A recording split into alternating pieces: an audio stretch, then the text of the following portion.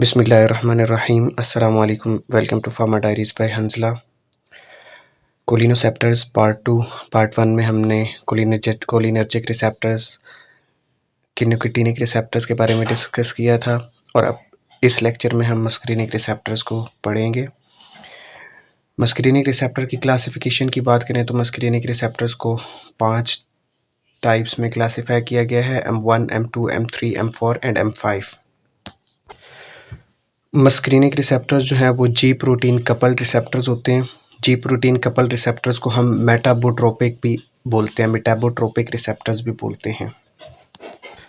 जब एसिटाइलकोलिन जी protein couple receptors के साथ बाइंड करता है तो ये क्या कर देता है, या तो ये CAMP के लेवल को बढ़ा देता है या CGMP के लेवल को बढ़ा देता है। अब CAMP क्या है और CGMP क्या है? ये हैं CAMP साइक्लिक एडिनोसिन मोनोफॉस्फेट और CGMP stand for cyclic guanosine monophosphate. ये साइक्लिक न्यूक्लियोटाइड्स हैं। तो ये एसिटाइलकोलिन जब जी प्रोटीन कपल रिसेप्टर के साथ बाइंड करता है तो ये साइक्लिक न्यूक्लियोटाइड को बढ़ा देता है, CAMP को बढ़ा देता है या CGMP को बढ़ा देता है। और इनके बढ़ने की वजह से या तो एक्साइटेशन होती है या फिर इनहिबिशन होती है। जी प्रोटीन कपल रिसेप्टर्स की अगर टाइप्स की बात करें तो जी प्रोटीन्स कपल रिसेप्टर जो हैं वो 3 तरह के होते हैं: GS, GI और GQ।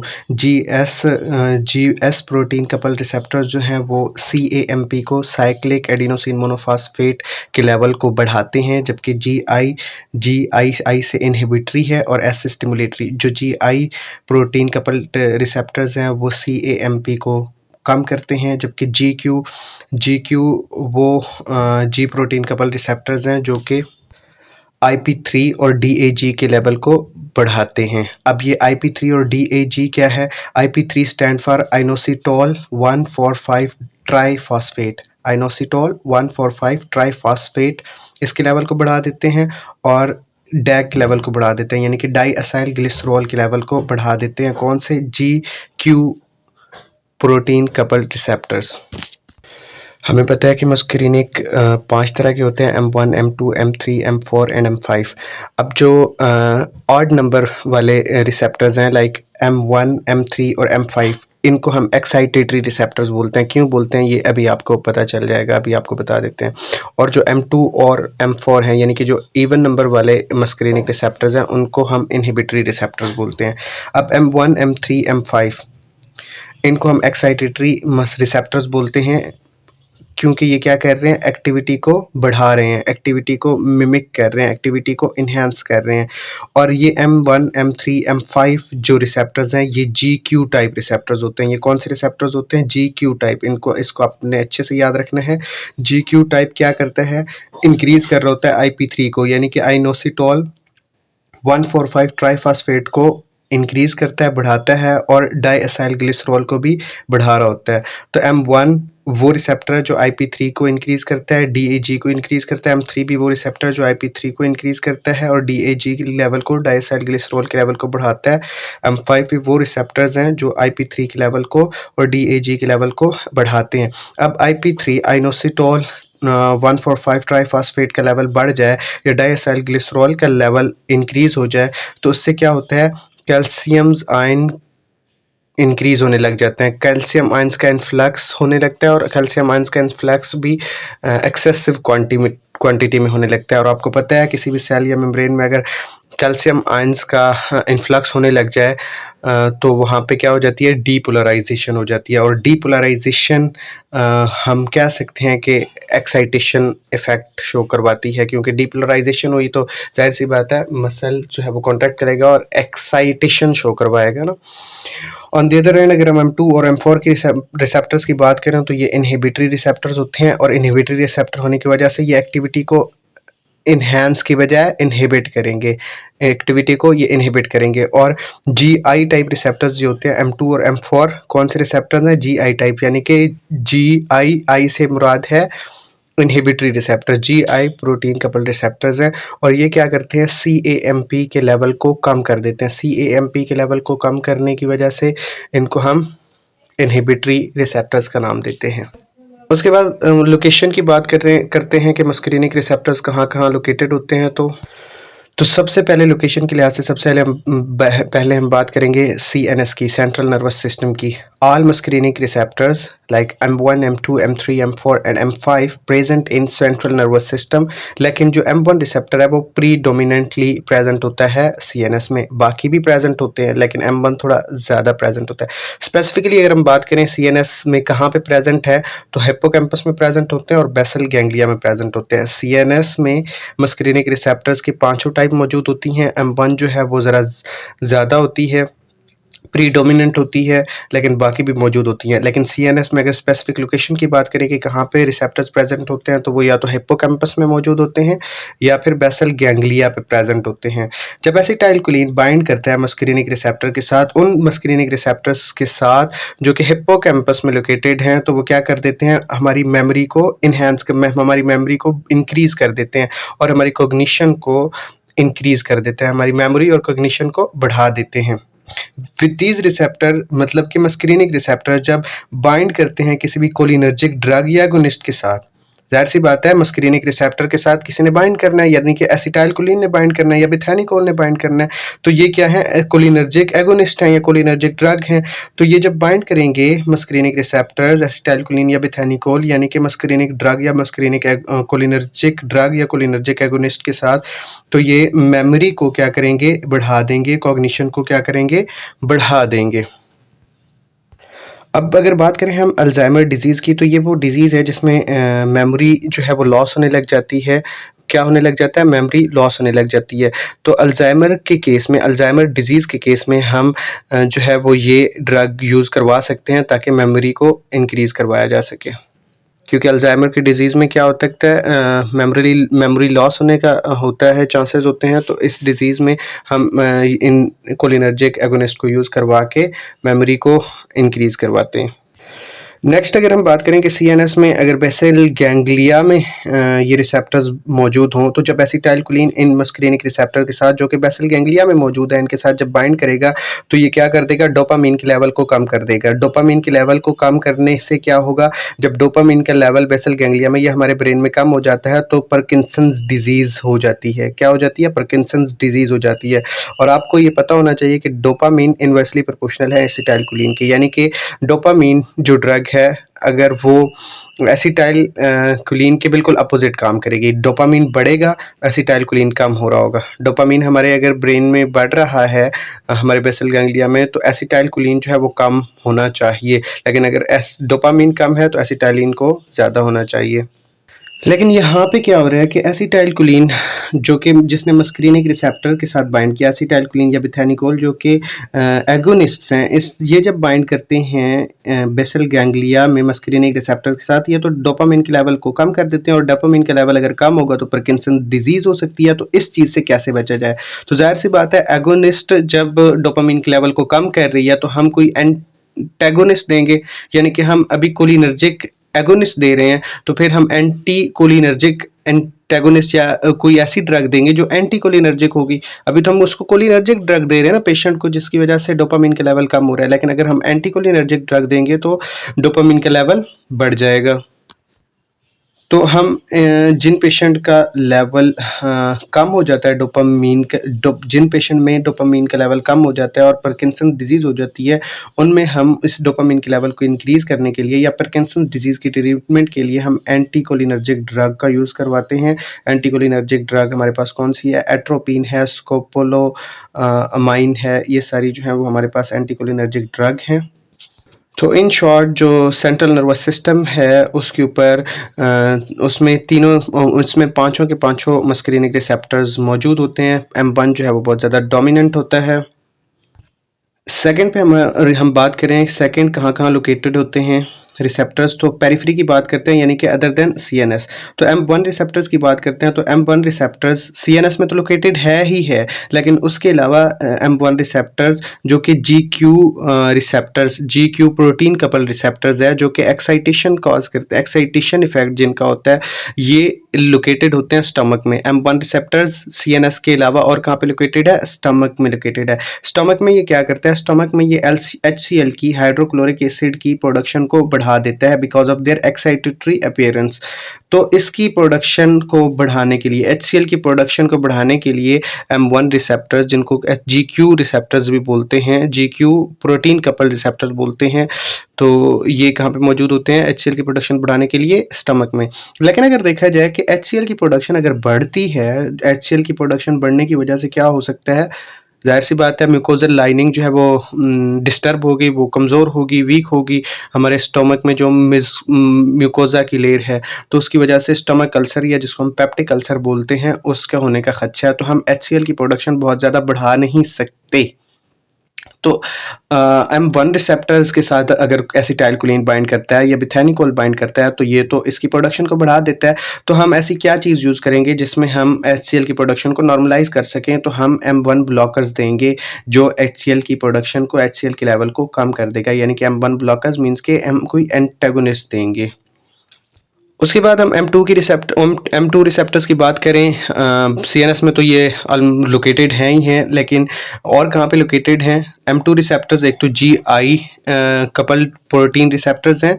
GI couple protein receptors हैं वो इनहिबिटरी होते हैं, आई से जाहिर है इनहिबिटरी रिसेप्टर्स हैं। तो लोकेटेड कहाँ पे होते हैं? हार्ट में लोकेटेड होते हैं। हार्ट पे ये नेगेटिव इफेक्ट दे रहे होते हैं, क्योंकि आपको पता है कोलिनर्जिक सिस्टम हम पढ़ रहे हैं। कोलिनर्जिक सिस्टम जो है वो पैरासिम्पैथेटिक नर्वस सिस्टम का हिस्सा है, और एसिटाइलकोलिन जो है वो न्यूरोट्रांसमीटर है पैरासिम्पैथेटिक नर्वस सिस्टम का। तो रेस्ट और डाइजेस्ट कंडीशन में, यानी कि पैरासिम्पैथेटिक नर्वस सिस्टम की कंडीशन में हार्ट जो है वो हार्ट रेट कम होता है, कार्डिक आउटपुट कम होती है। तो M2 रिसेप्टर्स की हम बात करते हैं, हार्ट में लोकेटेड होते हैं, हार्ट रेट को कम कर देते हैं, कार्डिक आउटपुट को कम कर देते हैं। थर्ड जो हमारे पास रिसेप्टर है बहुत ज़्यादा इंपॉर्टेंट है, M3 रिसेप्टर्स। M3 रिसेप्टर्स भी GQ प्रोटीन कपल रिसेप्टर्स है, कपल प्रोटीन रिसेप्टर है,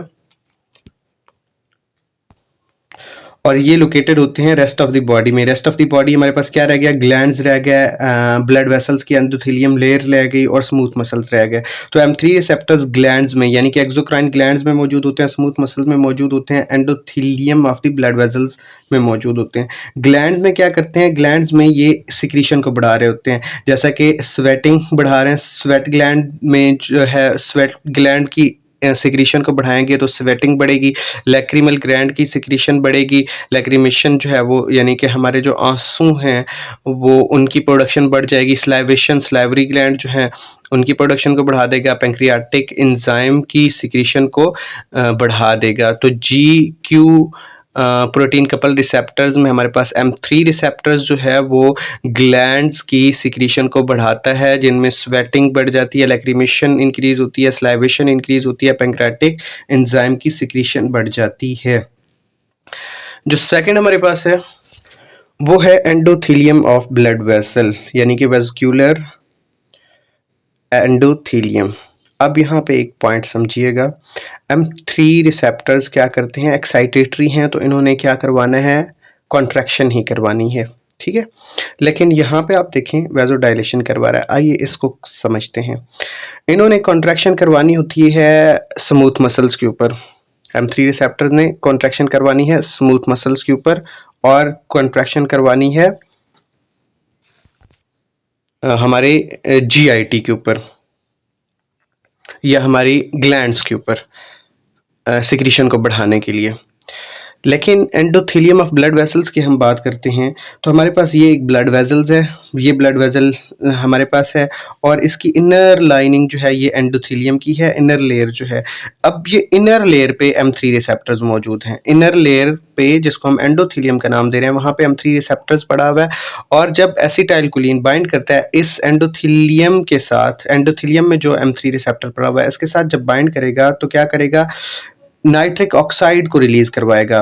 तो नाइट्रिक ऑक्साइड को रिलीज करवाना, जाहिर सी बात है, किसी चीज को स्टिमुलेट करवाना, एनहेंस करवाना या रिलीज करवाना, उसको एक्साइट कर रहा है ना, उसको बढ़ा रहा है। तो हम इस चीज को कह रहे हैं कि ये एक्साइटेटरी रेस्पॉन्स दे रहे हैं because of the release of nitric oxide, ना कि हम इस चीज को यहाँ देख रहे हैं कि ये वेजोडाइलेशन करवा रहा है। तो वेजोडाइलेशन तो हम कह सकते हैं कि एक नेगेटिव इफेक्ट हो गया, लेकिन हम उसको नहीं देख रहे हैं। हम क्योंकि एंडोथेलियम की बात हो रही थी, तो एंडोथेलियम में जो है वो एंडोथेलियम से क्या होता है, नाइट्रिक ऑक्साइड रिलीज होता है। अगर smooth muscles of the blood vessels की बात होती तो फिर ये जो है वेजो कंस्ट्रिक्शन ही करवा रहा होता, लेकिन बात endothelium of the blood vessels की थी, तो वहां से इसने नाइट्रिक ऑक्साइड को रिलीज करवाया। नाइट्रिक ऑक्साइड के रिलीज होने से क्या हुआ, प्रोटीन काइनेज जी प्रोड्यूस हुआ। प्रोटीन काइनेज जी ने इनहिबिट करवा दिया फास्फोडाइस्ट्रेज 3 को। ये एक एंजाइम है, इसको इनहिबिट करवाने से क्या होता है, स्मूथ मसल्स रिलैक्स कर जाते हैं। जब स्मूथ मसल्स रिलैक्स करेंगे तो रिजल्ट में क्या है कि वेजो डायलेशन हो जाएगी। जब वेजो डायलेशन होगी तो ब्लड प्रेशर भी कम हो जाएगा। तो इस पॉइंट को याद रखिए कि यहाँ पे एक्साइटेशन कहाँ पे हुई, इसका काम M3 रिसेप्टर्स का काम तो क्योंकि ये एक्साइटेटरी रिसेप्टर्स हैं तो इनका काम कॉन्ट्रैक्शन करवाना है या किसी भी चीज़ को रिलीज करवाना है, मिमिक करवाना है। तो इसने यहाँ पे अपनी एक्साइटेशन शो की। यहाँ पे इसने एक्साइटेशन इसलिए शो की कि M3 रिसेप्टर्स के साथ जब एसिटाइलकोलिन ने बाइंड किया तो इसने नाइट्रिक ऑक्साइड को रिलीज करवाया। रिलीज करवाने के प्रोसेस को भी एक्साइटेशन में ही कंसिडर किया जाता है। अब हमारे पास थर्ड पे जो M3 रिसेप्टर्स एक्ट करते हैं वो स्मूथ मसल्स पे एक्ट करते हैं, जहाँ पे क्या करते हैं वो कॉन्स्ट्रिक्शन करवाते हैं। अब स्मूथ मसल जो हमारे लंग्स में मौजूद हैं वहाँ पे ये ब्रोंकाइलर कॉन्ट्रैक्शन करवाते हैं, जिसकी वजह से ब्रोंको कॉन्स्ट्रिक्शन हो जाती है।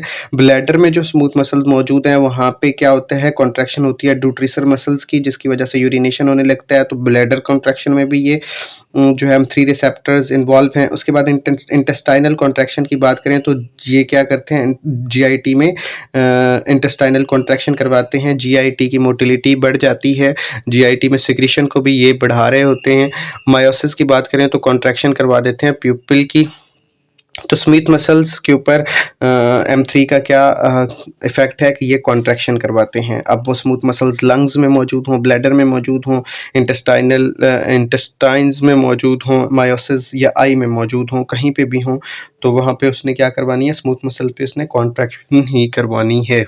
सो द मोस्ट इम्पॉर्टेंट जो हमारे पास मस्क्रीनिक रिसेप्टर्स हैं वो M1, M2, M3 ही हैं, जो कि बहुत ज़्यादा जो इम्पॉर्टेंट हैं एग्ज़ाम पॉइंट ऑफ व्यू से भी, वाइवा पॉइंट ऑफ व्यू से भी, और हमारा बहुत सारे जो है ऑर्गन में, बॉडी में, बॉडी पार्ट्स में M1, M2, M3 ही मौजूद होते हैं। अब एक स्कीमेटिक या टेबल के ज़रिए क्विक सा रिव्यू कर लेते हैं हम। हमारे पास M1 रिसेप्टर्स हमने बात की थी। सिग्नल ट्रांसडक्शन पाथवे की बात करें तो ये GQ प्रोटीन कपल रिसेप्टर्स होते हैं जो कि IP3 के लेवल को बढ़ा देते हैं, डैक को बढ़ा देते हैं, जिसकी वजह से कैल्शियम आयंस का इन्फ्लक्स बढ़ जाता है। कैल्शियम आयंस का इन्फ्लक्स बढ़ने की वजह से डिपोलराइजेशन होती है और एक्साइटेशन कॉज हो जाती है। डिस्ट्रीब्यूशन की बात करें तो M1 receptors hippocampus basal ganglia में मौजूद हैं, इसके साथ साथ स्टमक में भी M1 रिसेप्टर्स मौजूद होते हैं।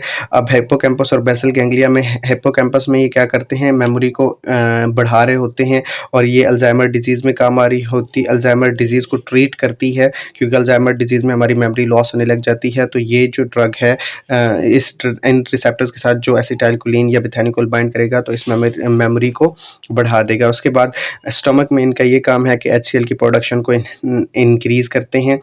एगोनिस्ट की बात करें तो हमारे पास एगोनिस्ट जो है वो एसिटाइलकोलिन है, एसिटाइलकोलिन है, बिथैनिकोल है, और अगर एंटागोनिस्ट की बात करें तो हमारे पास एट्रोपिन और स्कोपोलामाइन है। सेकेंड हमारे पास है M2 रिसेप्टर। M2 रिसेप्टर्स की बात करते हैं तो M2 रिसेप्टर्स GI यानी कि इनहिबिटरी रिसेप्टर्स हैं, या आप इसको छोड़िए, आप सबसे पहले देखिए M1, M3 और M5 को, क्योंकि ये तीनों GQ कपल प्रोटीन रिसेप्टर्स हैं, GQ प्रोटीन कपल रिसेप्टर्स हैं, और इनका तकरीबन सिग्नल ट्रांसडक्शन पाथवे भी सेम है, और तीनों का काम भी एक है कि ये एक्साइटेटरी रिसेप्टर्स हैं। तो M1 के बाद हम अगर डायरेक्टली M3 देखें तो इसका भी बिल्कुल सेम मैकेनिज्म ऑफ एक्शन है या सिग्नल ट्रांसडक्शन पाथवे है, लेकिन ये डिस्ट्रीब्यूशन की बात करें तो ये M3 रिसेप्टर जो है ये हमारे एक्सोक्राइन ग्लैंड्स में मौजूद होते हैं, जिसमें सिक्रीशन करवा रहे होते हैं हमारी ग्लैंड्स की, स्वेट ग्लैंड की, स्लाइवरी ग्लैंड की, लैक्रिमल ग्लैंड की, इन सब की सिक्रीशन को बढ़ाते हैं। उसके बाद ये ब्लड वेसल्स की एंडोथेलियम लेयर के साथ भी मौजूद होते हैं, जिसमें ये रिलीज करवाते हैं नाइट्रिक ऑक्साइड को। एट द एंड यहाँ पे वेजोडाइलेशन हो रही होती है, और स्मूथ मसल्स में ये मौजूद होते हैं। स्मूथ मसल्स लंग्स के भी हो सकते हैं, GIT के भी हो सकते हैं, ब्लैडर के भी हो सकते हैं, तो वहाँ पे ये अपनी मोटिलिटी एबिलिटी को शो करवा रहे होते हैं। उसके बाद अगर हम बात करें कि इनका एक्शन क्या है, क्या काम करते हैं, तो मैंने वो बता दिया आपको। ग्लैंडुलर सिक्रीशन बढ़ाते हैं, वासोडाइलेशन करवाते हैं, स्मूथ मसल्स की कॉन्ट्रैक्शन करवाते हैं। एगोनिस्ट इसमें भी एसिटाइलकोलिन, बिथानिकोल, एंटागोनिस्ट एट्रोपिन और स्कोपोलामाइन। तो एंटागोनिस्ट और एगोनिस्ट जो है वो M1 से M5 तक तकरीबन सबके एक ही हैं, क्योंकि सभी का एक ही काम है। उसके बाद M5 की बात करते हैं तो बिल्कुल सेम मैकेनिज्म ऑफ एक्शन या सिग्नल ट्रांसडक्शन पाथवे है। लोकेशन की बात करते हैं तो ये इनको डिस्ट्रीब्यूशन में ये CNS में मौजूद होते हैं। CNS में भी कहाँ, सबस्टेनिया नाइग्रा में ये मौजूद होते हैं। उसके बाद एंडोथेलियम ऑफ ब्लड वेसल्स में। M5 रिसेप्टर्स की और लोकेशन क्या है, ब्लड वेसल्स में भी मौजूद हैं। एक बात तो आपने याद रखनी है, M1, M2, M3, M4 and M5 पाँचों के पाँचों रिसेप्टर CNS में मौजूद होते हैं। उसके बाद एक्शन की बात करें तो ये CNS में डोपामिन की रिलीज को मॉड्यूलेट करते हैं, मॉड्यूलेशन ऑफ डोपामिन रिलीज, और ब्लड वेसल्स में क्या करते हैं, ब्लड वेसल की वेसोडाइलेशन करवाते हैं। एगोनिस्ट और एंटागोनिस्ट हमारे पास सेम ही है। एसिटाइलकोलिन बिथानिकोल एगोनिस्ट है, एट्रोपिन और स्कोपोलामाइन जो है वो हमारे पास एंटागोनिस्ट है। अब हम बात करते हैं इनहिबिटरी रिसेप्टर्स की। इनहिबिटरी रिसेप्टर्स हमारे पास M2 और M4 हैं। इनहिबिटरी रिसेप्टर्स जो हैं GI रिसेप्टर्स होते हैं, जो कि CAMP के लेवल को कम कर देते हैं। कैसे कम करते हैं, ये एडिनाइलेट साइक्लेज जो कि एक एंजाइम है, इसको इनहिबिट करवाते हैं, जिसकी वजह से CAMP का लेवल कम हो जाता है और पोटाशियम चैनल ओपन हो जाते हैं। ये M2 रिसेप्टर्स की बात कर रहा हूँ। तो M2 रिसेप्टर्स जब पोटाशियम चैनल ओपन होंगे तो रिपोलराइजेशन होगी, और जो है हार्ट पे ये नेगेटिव इफेक्ट शो करवाएंगे, हार्ट रेट को कम कर देंगे। CNS पे भी इनका इफेक्ट है कि ये न्यूरोट्रांसमीटर की रिलीज को इनहिबिट कर देते हैं। एगोनिस्ट और एंटागोनिस्ट इनके वही हैं जो M1 के हैं। उसके बाद M4 की बात करते हैं तो ये भी GI है, मैकेनिज्म ऑफ या सिग्नल ट्रांसडक्शन पाथवे, इन्हीं का भी वही है जो कि M2 का था। लोकेशन की बात करते हैं तो CNS में ये मौजूद होते हैं। M4 रिसेप्टर्स कहाँ पे मौजूद होते हैं, ऑलमोस्ट CNS में मौजूद होते हैं, और CNS में भी कहाँ पे, स्ट्रेटम और कॉर्टेक्स में मौजूद होते हैं, जो कि इनहिबिशन करवा देते हैं न्यूरोट्रांसमीटर की रिलीज की, और डोपामिनर्जिक एक्टिविटी को भी मॉड्यूलेट करवाते हैं। एगोनिस्ट और एंटागोनिस्ट इनके भी वही हैं। This is all about the muscarinic receptors of the cholinergic system. हमने पार्ट 2 और पार्ट 1 दोनों में कोलिनोसेप्टर्स किए, यानी कि मस्करीनिक और निकोटिनिक रिसेप्टर्स किए। पार्ट 1 में निकोटिनिक रिसेप्टर्स के बारे में पढ़ा, और पार्ट 2 में हमने मस्करीनिक रिसेप्टर्स के बारे में पढ़ा, उनकी टाइप्स पढ़ी, उनका पाथवे क्या है, मैकेनिज्म ऑफ एक्शन क्या है, डिस्ट्रीब्यूशन कहाँ पे होती है, एक्शन उनके क्या है, एगोनिस्ट उनका कौन होता है, और एंटागोनिस्ट कौन सा होता है, यानी कि एंटी कोलिनर्जिक ड्रग कौन सी हम यूज़ करवा सकते हैं। Thank you for listening. दुआओं में याद रखें, अपना ख्याल रखें, अपनों से ज़्यादा दूसरों का ख्याल रखें, और फार्मर डायरीज़ बाई हंजला से मोहम्मद हंजला को दें इजाज़त। अस्सलाम वालेकुम।